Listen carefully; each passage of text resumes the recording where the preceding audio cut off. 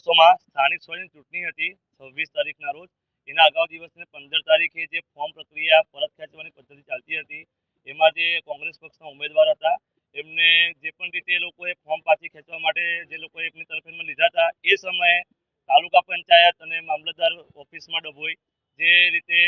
સુધીરભાઈ બારોટ, કમલભાઈ બારોટ, અંકિત બ્રહ્મભટ્ટ, જે રાકેશભાઈ પટેલ, દિલીપભાઈ પટેલ, જે લોકો કોંગ્રેસ પક્ષના હતા અને ત્યાં આગળ હાજરીમાં એ લોકોને જે પણ ઉમેદવાર હતો એ સમજાવવા માટે ખાલી વાત કરવા માટે રજૂઆત કરી હતી. તો ત્યાં આગળ સત્તા પક્ષના લોકો દ્વારા ઘર્ષણ થયું હતું અને એ ઘર્ષણની અંદર ખોટી રીતે એટ્રોસિટીની ફરિયાદ દાખલ કરી છે, જે ખરેખર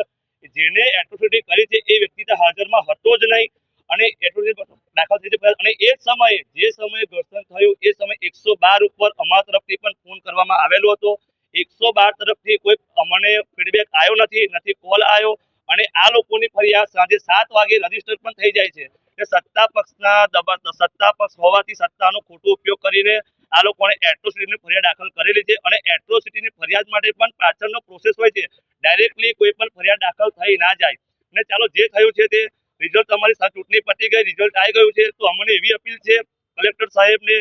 એસપી સાહેબને, અધિકારી સાહેબને કે સાહેબ હવે તમે કાનૂન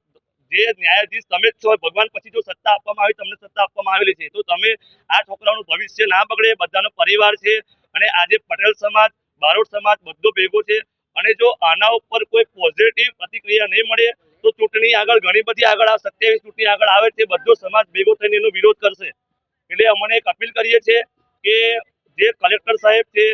અધિકારી સાહેબ, જે પણ અધિકારી છે, મોટા નિમાયેલા સત્તા પાસે રજૂઆત કરીએ છીએ કે સાહેબ જનતાએ તમને ચૂંટીને લાયેલા છે, તે જ જનતા પર તમે ખોટી રીતે દબાણ ના કરો અને એ લોકોને ધમકાવવાની કોશિશ ના કરો, સત્તાનો ખોટો ઉપયોગ ના કરો. આ છોકરાઓને વહેલી તકે એમના પરિવારને સોંપો, એવી અમારી અપીલ છે.